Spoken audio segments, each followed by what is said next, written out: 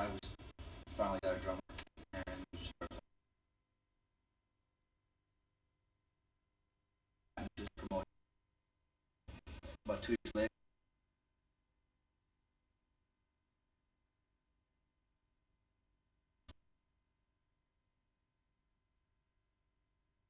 what made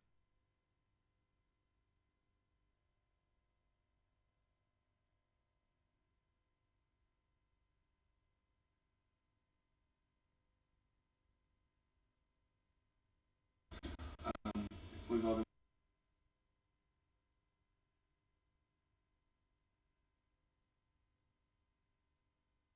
so we feel privileged to do it right now as a living. System of Down came from. Victim.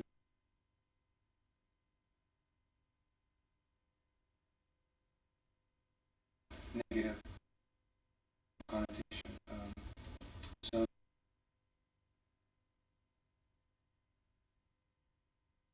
different people and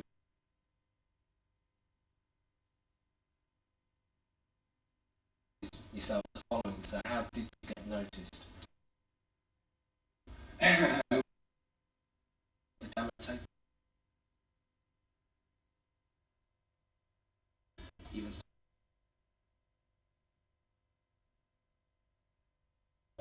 one got better.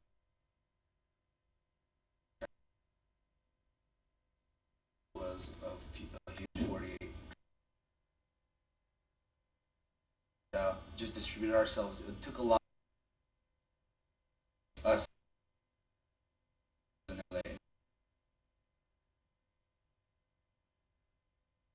Go to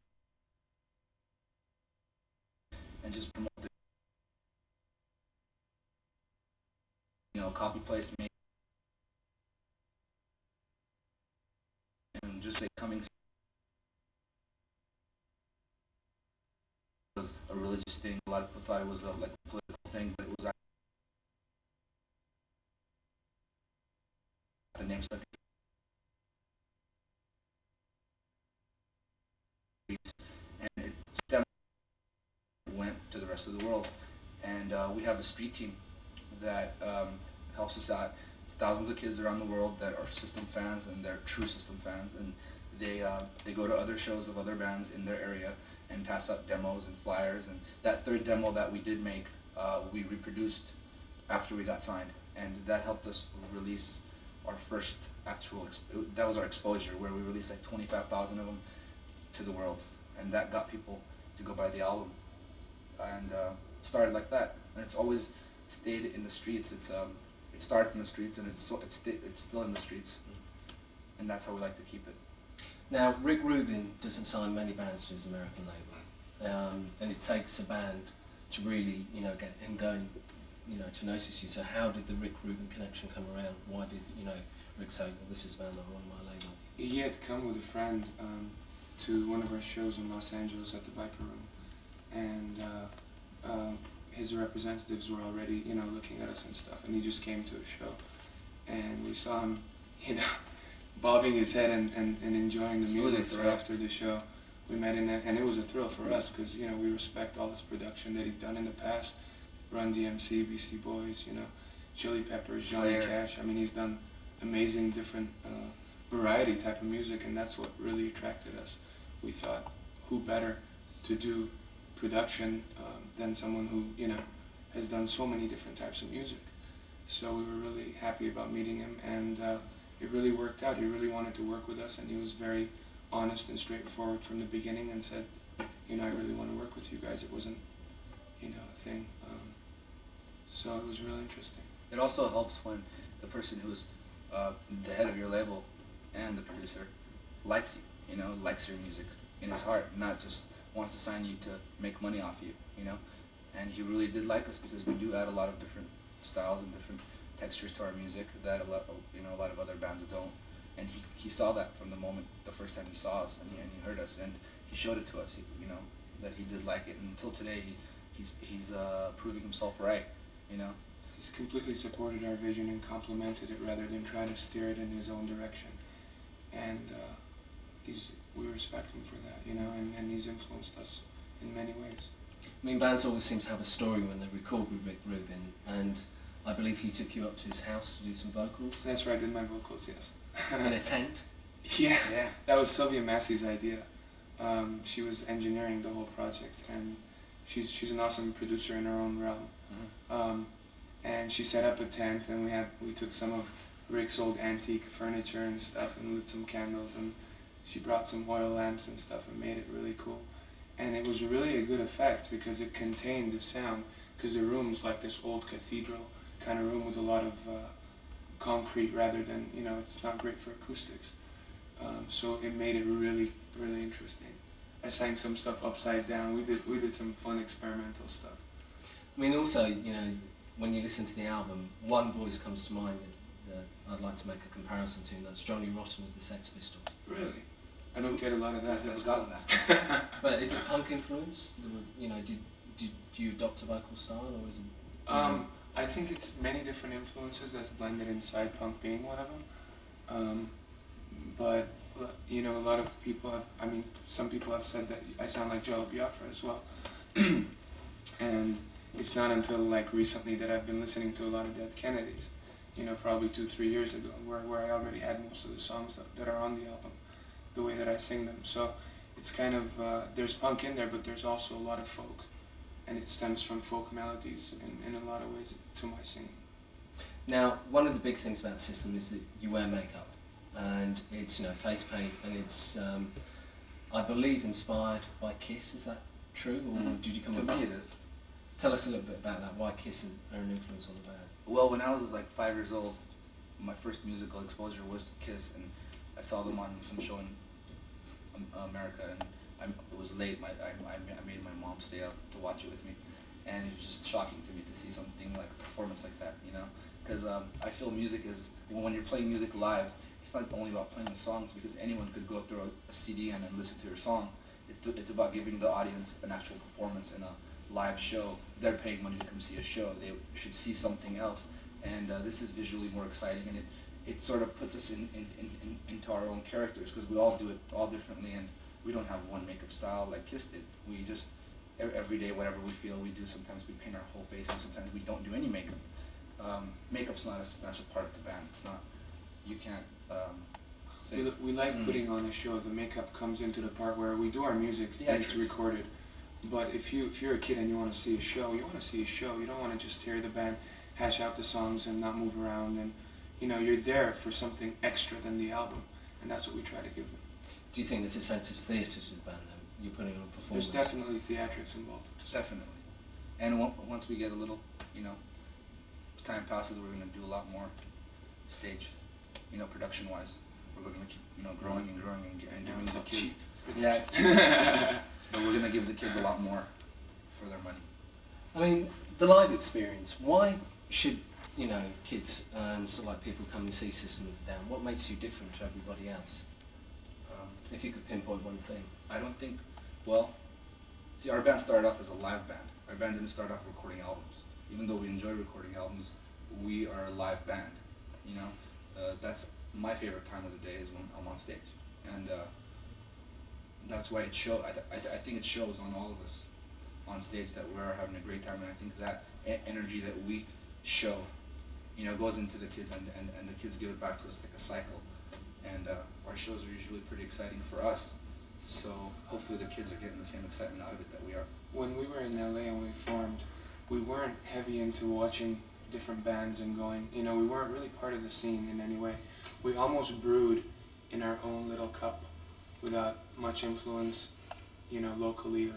So I think that has something to do with it in what we do versus what other people do. But we do what we do. You know, we're just ourselves with our music, basically. That's what makes us different. I mean, the last time I saw you, you know, was when you were over here with Slayer and Sepultura, and you were the support act, and it was the best reaction I'd seen support act in a long while. You're here tonight, the show sold out. You moved from the LA to the Astoria, and the crowd out there is massive. So how do you feel about that? You know, it's the first time It's flattering. playing in London, it's a sold out show, really. It's flattering. It's amazing. Playing London at the Astoria headlining and selling it out to me is very exciting. I mean, to sell out a show like this anywhere in the US is exciting, let alone Europe. where We're not we've from only there. toured once, so it's really very exciting for us. Very happy about it. Okay. I want to touch on the album. Is it an album recorded by angry young men? Because I think the lyrics, are quite aggressive. I mean, were you angry when you were writing stuff? It's more like an album recorded by angry young women. So another side to Sisters of a Down. Sisters of a Down. That's a good one. There is definitely an aggressive nature to the music, but aggression inside you is like anything else. It's a part of your emotions. So there are a lot of other emotions that come into play, whether it's positive or negative, whether it's depression or happiness or just quirkiness or just having fun, and they're all part of our emotional reality, and they're part of our music as well. So although it is aggressive in some nature, but it's many other things, and it flows through those emotions. I mean, the press have picked up on the political angle of everything as well. Do you think politics and music mix? I personally think that anything in music mix. I believe in music for the sake of entertainment. I believe in music for the sake of a message. I believe in music for the sake of personal satisfaction or personal containment if necessary. So whatever it is to you, that's why you should do it. But we try to bring it all into our music. We're not just a political band. We're not just a fun type of band. We try to do everything. I mean, if we don't have fun doing this, we can't do this, being away from home and doing this every day. So fun is definitely an aspect of it. But I have messages, things that are on my mind. But I don't just write about politics. I write about love. I write about drugs. I write about trees. I write about whatever that interests me. I mean, you're talking about a message. Obviously, you're all of Armenian descent. Mm-hmm. So how do you feel about the current situation in the Balkans? Oh, now you're going to get me started. The current situation in the Balkans, although there is a genocide involved, the perpetrators are both people, the people that are bombing and the people that are, and Serbia as well. I don't see one perpetrator here. I see a poor people being oppressed and being killed, and I see big nations making politics out of it and money out of it. That's what I see. So what can you do to help? What you can do to help is obviously, number one, help the ethnic Albanians in this case as much as you can through relief organizations, etc.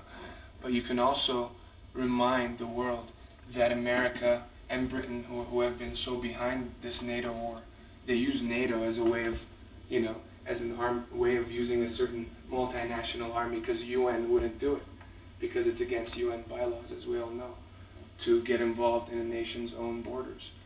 What was I saying? What was the question? So how can you help? How can you help? Well, besides helping the refugees, you can wake up and tell the government that this is not the way to do things. Until 1995, there was no KLA. It was very peaceful, and the people needed support. Who lent them support? Nobody in the West. And then what happened? CIA helped spawn the KLA. We started with a... Why do we do that? Why don't we just help people? Why do we have to send the military there? It's not necessary. And we knew that Milosevic would get a lot harsher on the ethnic Albanians as soon as the NATO bombs would start flying, and he did. So we knew what was going to happen. So we knew that this would happen, and we let it happen. We were part of it. We created this. We created this mess. That's what we should realize. Once people realize that, they could start on a negotiated settlement. I mean, Yugoslavia has already pulled out, Serbia has pulled out some troops already. And NATO, see, this has a lot to do with America as well. America needs to be involved for its own financial interests in Europe. And this is a way of America still being tied into Europe.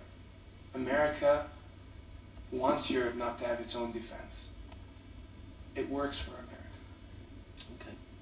We'll move on from there. The first single in Europe is Sugar, and the video is a real fun video, obviously for people who haven't seen it. Tell us the story behind the video, because it starts off with a news broadcast. He's out of breath. Go on. The news broadcast thing was Rick's idea, actually. I wrote the script to that, but it was Rick's idea. And it starts with a news broadcast of a person just telling the news, world situations, and then talking about more lighter local issues. and then he just loses it and starts being completely honest about things and just loses his head, you know, and then the band comes in with the video. He starts mentioning things that, you know, media doesn't mention. You know, they try to hide, and that's the part I like about it. You know, he goes nuts, like he said, and you would never see that happen, you know, on TV. And he loses it, and that's when the band comes in. And while the video is going on, there's clips of, you know, things that have happened around the world in the past century, and maybe even before that. And it's more of a social video. You know, it's not about just the politics involved. It's about everyday life. You know, like all the quotes in it.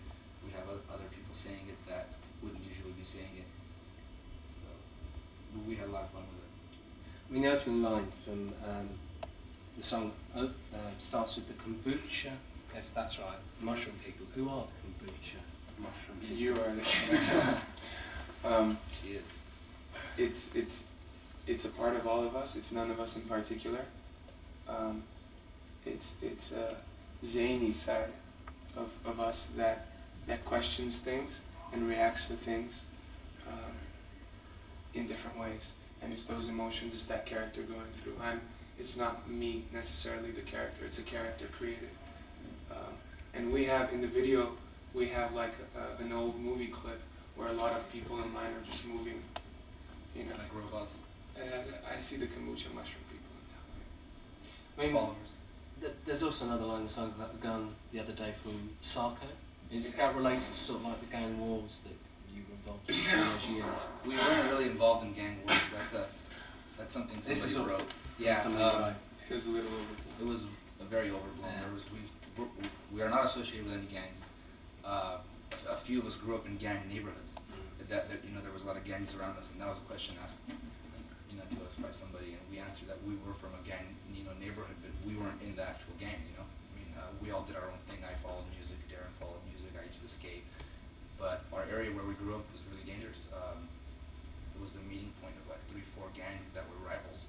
So if you're in the meeting point, you know, just like our country, we're Armenian, we're in the middle of, you know, we got Turkey on one side, we got the Soviet Union that was on one side, we got Iran on the other side. So we're like being, you know, pressured by all sides, and that's where we grew up, sort of an area of all 3-4 gangs pressuring the people in our neighborhood, and that's how we're gang related. We're not really in, you know, never into gangs. But I got a gun from Sako's our drum tech, and Yeah, he's he's one of our- our best friends. And the original gun he gave me is a lighter gun. It's a lighter. So it was a lyric that he threw in there that, you know, coincided with the rest of the part to have a thought, but it was sort of a zany. See, he adds, you know, I'm about to comment on his vocals, but he adds, you know, humor with the seriousness, and that was part of the humor that was sarcastically serious. I don't know if you understand that. I mean, do you ever worry that your lyrics are going to be misinterpreted and used to a disadvantage? Because I'm quite sure that, you know, in light of what's happened recently in Denver, Colorado. Yeah, consider- yeah. Sometimes I do think about it, although I would like art to be for art's sake, if you know what I mean. But there's always a concern if someone heard someone else and says that, you know, they're inspired by that, you know, that definitely won't make you feel good. So I am concerned, but I still believe that media should have, you know, freedom to be able to express itself. You know, I mean, we've held back so much, especially in the United States, with so much, what's the word I'm looking for? Censorship. Mm. You know, we've got so much censorship.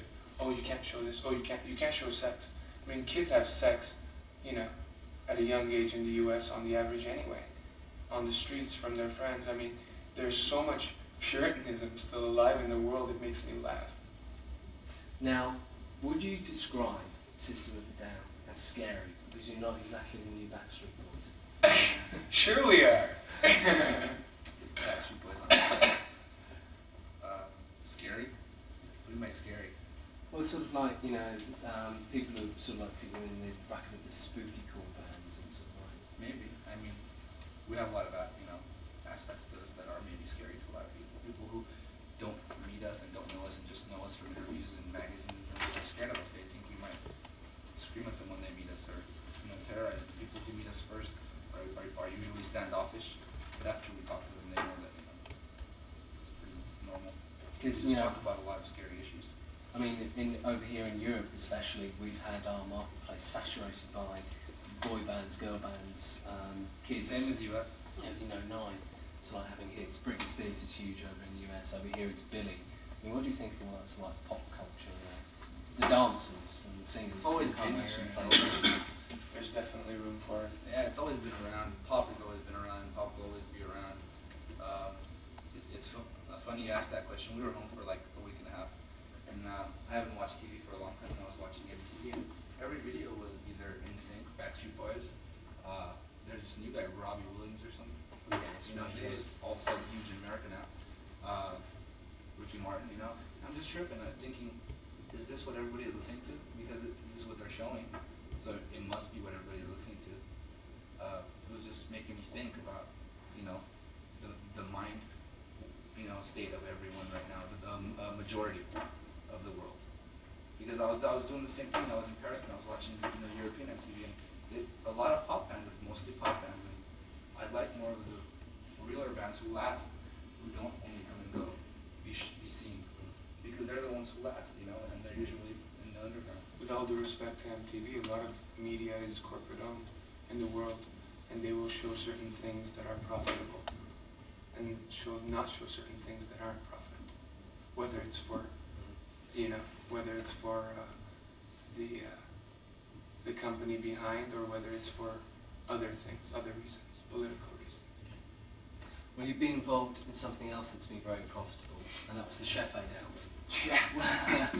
Well, Sad album. Not money-wise. Not money-wise for us. I haven't seen a penny. You collaborated with Lil Kim and Puff Daddy, but apparently you've never met Puffy. We did meet Puffy. I met Puffy at a party he did too in New York, but way before that, just hello, you know, kind of thing. And we did. The way it worked out is that Puffy sent in the track to Rick, and they were gonna put it on the Shavo album as is. And Rick came to us and said, "Hey, you know, what do you think? You guys go into the studio since you're in town, do something with the song, see what comes out. Maybe it'll be cool. You know, maybe it'll be fun." We're like, "All right, we'll see what happens." You know, so we went to the studio. Park. Yeah, we love South Park. Can you do any of the voices? I wouldn't like to. My voice is good. Yeah, I wouldn't want to do any of the voices. But we all love South Park, and that was the way of us They killed Ken. being on the album. I mean, I love that show, and all of us do. And Yeah. you know, it was mostly million sellers, and it was cool that we got in there, and it was fun to do that song. You know, it just shows that we could do more than what you know off our album. You know, we could go anywhere. I mean, that's just, we're not strictly one type of band. We can do anything. I just want to touch on a couple of tracks on the album. Sweet Pea, I think that's going to be a future single. You know, thinking along those lines. Who knows? Right now we're just thinking about our next tour. Yeah. Our next show, tonight's show. Tonight's show is what we're thinking. But we didn't even know Sugar was going for a single. We decided on that, you know, pretty, I don't know, a few months back. I mean, the whole sort of like, you're involved in this promotion circle now where people are going to want a piece of you. A lot of young bands who are coming through, they enjoy it all, but they want to stay true to themselves, or believe themselves. Do you think you're going to be able to do that and keep your feet on the ground? Because there's a lot of hype surrounding this band. Big tip for some reason. We need to, or else it's really not worth anything, really. I don't think our band will survive if our feet were on the ground. If we don't stay grounded, bands who don't stay grounded float away. Well, people who don't stay grounded float away, so bands are people. So, I mean, you always have to know who you are and where you came from, and you know who you still are, even though, you know, your band is getting hype and we're on MTV or we're on the radio, whatever is happening around us. You know, when the cameras are off and, you know, no one's recording what you're saying, we are who we are, and we'll always be who we are. And if once that stops, I think the band will stop. Okay. Now the Ozfest, I believe you're going to be doing the dance Earls Court, which is a bit weird because last year's Ozfest was in Milton Keynes Bowl. Earls Court's a huge arena, but you're looking forward to that. Definitely. Of course. Definitely.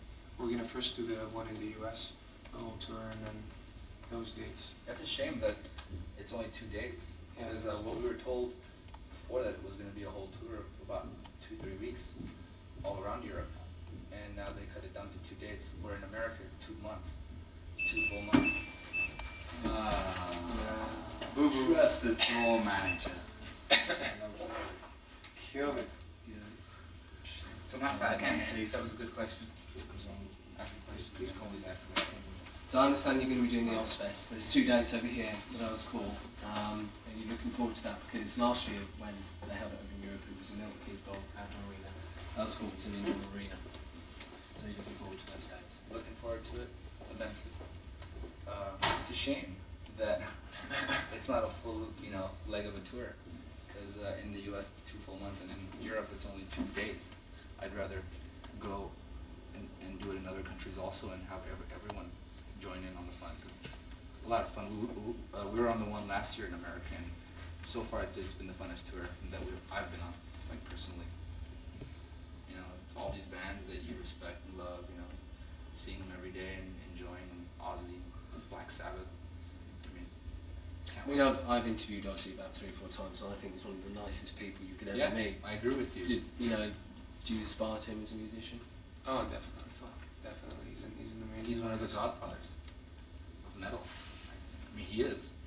Without Ozzy, it would be Black Sabbath. Not Black Sabbath. Metal would have probably taken another decade to show up. The heavy distortion. They're the ones who started it. I owe all of metal to Black Sabbath. Cool. Full on respect. So what's the ultimate ambition for the band? What do you want to achieve? We don't quite know. We don't pretend to know either, because we just want to let the winds take us where it may. That's the best way to let things happen as they should. If I tell you that our ambition is this or that, it won't matter. Whatever's going to happen is going to happen anyway. So we're just kind of like going at it. We're trying to enjoy every day of it, which is the most important thing, and making a living out of it, and spreading our messages, and creating a type of music that I think is a little different. So what are your hopes for the millennium? I know there's a message on the back of the album. What do I hope for the millennium? Yeah. I hope peace and prosperity for humankind. And You probably won't get it. probably won't get it. There's a lot of what man doesn't understand is it's not just politics. Man is affecting the earth and the ecology of the world. Everything's changing. We got more over 6.0 earthquakes, after 1950s than we do before the 1950s. We got more hurricanes. We've got more of every type of natural disaster is what they call it that you could think of. This is the earth just replenishing itself. So if man wants to live on the earth, it's got to live with the earth, not fight the earth. And that's the lesson to learn for the 21st century.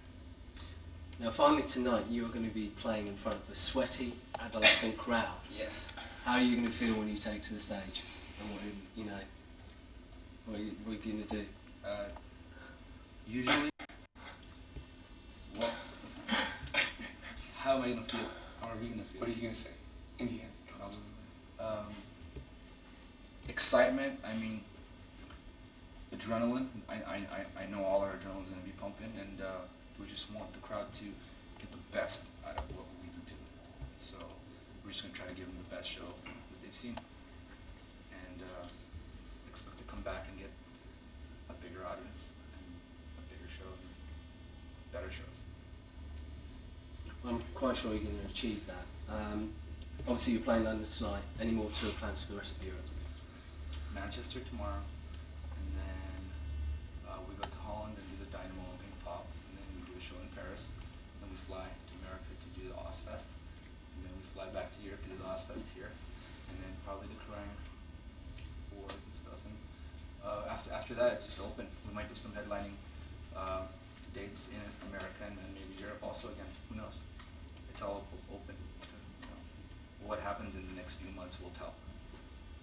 Okay, cool. I need to do some idents now for us. And we have a live show that goes out where they play all your videos called Live House Berlin. So you need to say hi with System of Down or ID yourselves. And you're watching Live House Berlin, and here's the video for our new single Sugar. Live.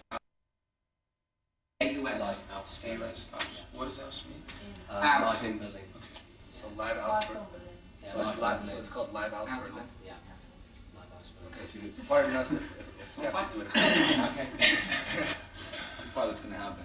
Hello, I'm Serj, and this is Shavo. and we're from System of a Down, and you're watching Live. House Berlin.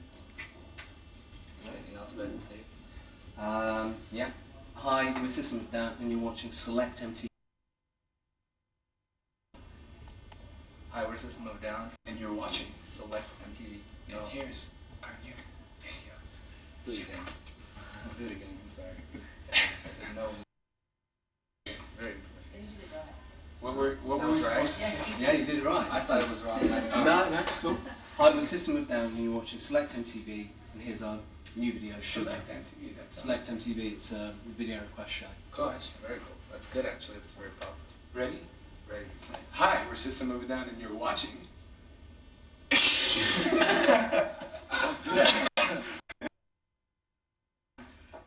Select MTV. Yeah, Select MTV. And this is our new video. Sorry. Hi, we're System of a Down and you're watching. Select MTV. And this is our new video called Sugar. Okay. Now it's sort of like an ID for the Kerrang Awards, and this will be sort of like for their opening tape. So you want to say, "Hi, System of Down, you are at the Kerrang Awards," or if you want to have your own take on it. So let's each do a separate one because Yeah. like that is sort of Yeah. confusing. I don't know when Yeah. that part comes in. Hello, I'm Serj from System of a Down and you're watching the Kerrang Awards. This is Shavo from System of a Down and you're watching the Kerrang Awards. Okay. Can I ask to do it with your at the Kerrang Awards? And you're at the Kerrang Awards, yes. This is Shavo from System of a Down and you are at the Kerrang Awards. Okay. Next one is just for the radio show. So can you ID yourselves and say, "Hi, I'm Shavo from System of Down, and you're listening to Star Treks." And then if you can do the same, and what we do is we drop answers and then I'll ask you a couple of questions. And you are listening to? Yeah, you're listening to Star Treks. Hi, this is Shavo from System of a Down and you are listening to Star Treks. Hello, I'm Serj from System of a Down and you're listening to Star Treks. Track at the moment that you like, that you've heard from a band, New or old? new or old, whatever, favourite track. Well, right now I'm listening to this album from a band called Unita, who's the old singer of Caius. And they have a great track. It's number 4. I don't know what the name is, but that's my favorite right now. That album.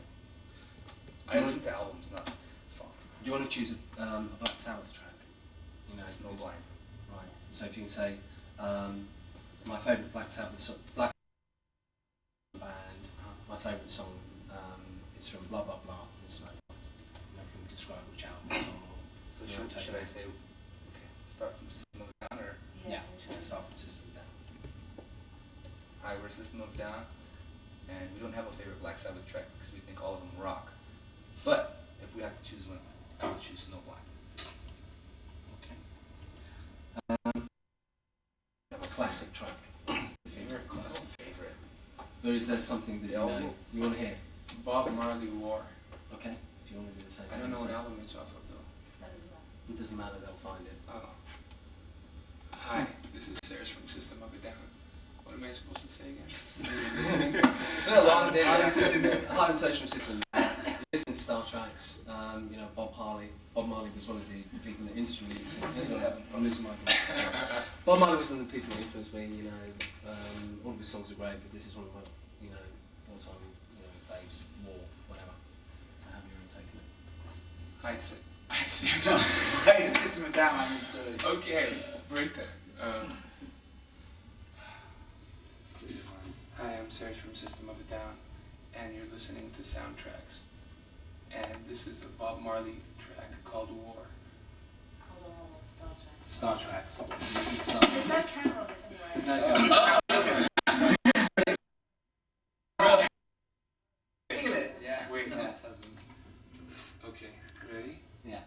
Hi, I'm Serj from System of a Down, and you're listening to Star Treks. And this is a Bob Marley track that I really enjoy called War. Okay. And the final one is just for the new single Sugar. So you can say, "Hi, this is Down. This is a new single Sugar. It's taken from my debut album called System of a Down. I hope you like it." Let's say System of a Down as many times as we can. Yeah. Hi, this is System of a Down, and this is Sugar from our System of a Down self-debut System of a Down. This track is called System of a Down.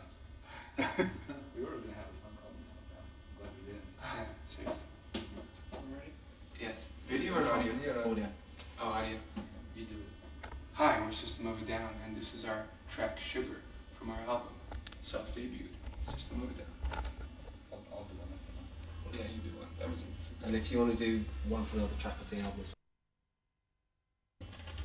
What are you going Sweet pea? Can I just get Sweet another pea. take? well. Okay. This is